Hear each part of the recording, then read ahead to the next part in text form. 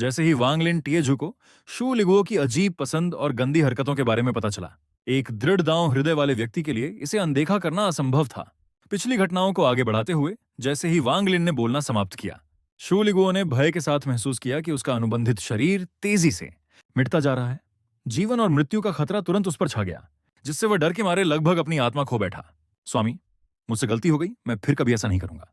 अगर पहले स्वामी ने मुझे दानव में परिवर्तित नहीं किया होता तो मैं आज ऐसा नहीं होता। क्या यह कर्म नहीं है? पछतावा पूरी तरह से शू लिगुओ के मन में भर गया। उसे वांग लिन को उकसाने का गहरा पछतावा हुआ, लेकिन वांग लिन केवल ठंडी मुस्कान के साथ बोला, यह तुम्हारा कर्म है, मेरा नहीं। जैसे ही उसके शब्द समाप्त हुए, अमर शक्ति से बना घेरा हल्का सा कांपा और प्रकाश में बदलकर आकाश और पृथ्वी के बीच गायब हो गया। शू लिगुओ, जो अभी अभी विनाश के किनारे से बचा था, तुरंत पीछे हट गया। जब उसने देखा कि तीनों परछाइयां पूरी तरह गायब हो चुकी हैं, तो उसके चेहरे पर तुरंत चापलूसी भरी मुस्कान आ गई।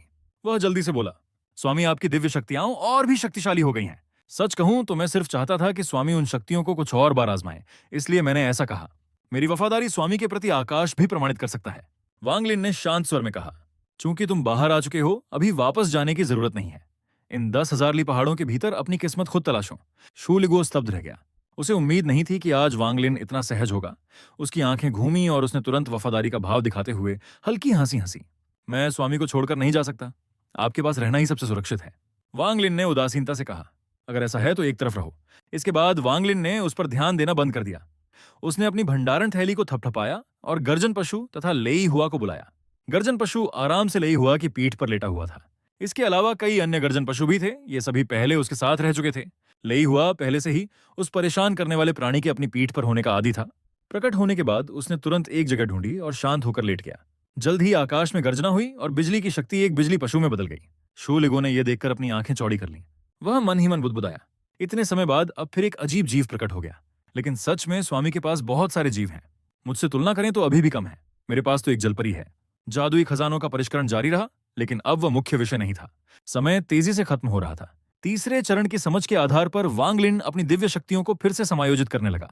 उसकी सभी तकनीकों में सबसे शक्तिशाली थी स्वर्ग विभाजन तकनीक, उसके बाद शरीर स्थिर करने की तकनीक। इसके अलावा विनाश उंगली, दानव रूपांतरण उंगली और पीले स्रोत की 3 उंगलियां भी थीं। जीवन और मृत्यु चक्र के क्षेत्र के साथ मिलकर ये 3 दांव रूपों में परिवर्तित हो गईं। पीले स्रोत का दांव, हालांकि जिन्हें समायोजित करना आवश्यक था वे थीं विनाश उंगली, दानव रूपांतरण उंगली और पीले स्रोत की 3 उंगलियां। यदि इन 3 शक्तियों का विकास जारी रहा तो वे तीसरे चरण के लिए अत्यंत खतरनाक हो जाएंगे। क्यों खतरनाक? यहां तक कि वांग लिन स्वयं भी पूरी तरह नहीं समझ पाया। वह केवल अपनी प्रवृत्ति पर निर्भर था। समय तेजी से बीत गया। 2 साल पलक झपकते ही गुजर गए। इन 2 वर्षों के दौरान लेई हुआ और बिजली पशु अक्सर आमने सामने आते रहे, लेकिन उनकी शक्ति पर्याप्त नहीं थी, इसलिए वे वास्तव में लड़ने की हिम्मत नहीं करते थे। बिजली पशु ने गर्जन पशु को भी तुच्छ समझा। इससे गर्जन पशु का ध्यान उसकी ओर चला गया। कभी कभी वह उसके चारों ओर चक्कर लगाता, जैसे उसकी पीठ पर चढ़ना चाहता हो। शू लिगुओ ने यह सब घृणा के साथ देखा। समय के साथ उसे लगा कि वांग लिन ने उसकी उपस्थिति को पूरी तरह भुला दिया है। वह अपना रूप बदलकर पहाड़ों में घूमने लगा, लेकिन जल्द ही वह उब गया। 1 साल पहले जिन कुछ साधकों को उसने भ्रम तकनीक से यहां लाया था, उनके अलावा अब कोई यहां आने की हिम्मत नहीं करता था। जिन लोगों ने इस जगह का अनुभव किया था वे सालों बाद भी इसे याद करके डर जाते थे। आज जब शू लिगुओ शून्य में बिना लक्ष्य के घूम रहा था, अचानक उसकी नजर घने कोहरे के पार दूर की ओर पड़ी। वह तुरंत उत्साहित हो गया। आखिरकार कोई आ गया।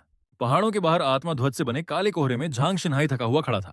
उसके पास एक मध्य आयु का व्यक्ति था जो बहुत घबराया हुआ लग रहा था। उसने धीमी आवाज में कहा, क्या हमें सच में अंदर जाना होगा? हमें जाना ही होगा। यह यात्रा सिर्फ वरिष्ठ का काम पूरा करने के लिए नहीं है, बल्कि किसी को उनसे मिलवाने के लिए भी है। कोहरे के अंदर शू लिगुओ ने अजीब हंसी हंसी। अच्छा, बहुत अच्छा, वह लगभग खत्म हो चुका है। ठीक है, इस बार मैं उसका शरीर छोड़ देता हूँ। कौन है वहां? अपना नाम बताओ। कनिष्ठ झांग शिन्हाई। मैंने वरिष्ठ द्वारा दिया गया कार्य पूरा कर लिया है और मिलने आया हूँ। अंदर आओ। कुछ ही समय बाद वह पर्वत शिखर पर पहुंचा और वांग लिन को देखकर तुरंत सम्मानपूर्वक झुक गया। वरिष्ठ, मैंने आपका कार्य पूरा कर दिया है। त्यान्युन तारे के सभी मनुष्यों की घृणा एकत्र कर ली गई है। वांग लिन ने आंखें खोली, एक गोली निकाली और उसकी ओर फेंक दी। इसे अपने बेटे को दे देना। अगर उसकी क्षमता पर्याप्त हुई तो आगे बढ़ने का मौका मिल सकता है। बहुत धन्यवाद वरिष्ठ। घृणा फिर से उत्पन्न होगी। अब से हर कुछ वर्षों में इसे एक बार इकट्ठा करना। इसके बाद वांग लिन ने कुछ लाल बीज निकाले। इसे आरोहण फल कहते हैं। इसे अपने कबीले में लगाओ। आध्यात्मिक शक्ति से इसकी वृद्धि तेज करो। अगले 10 वर्षों में जितना हो सके उतना उगाओ।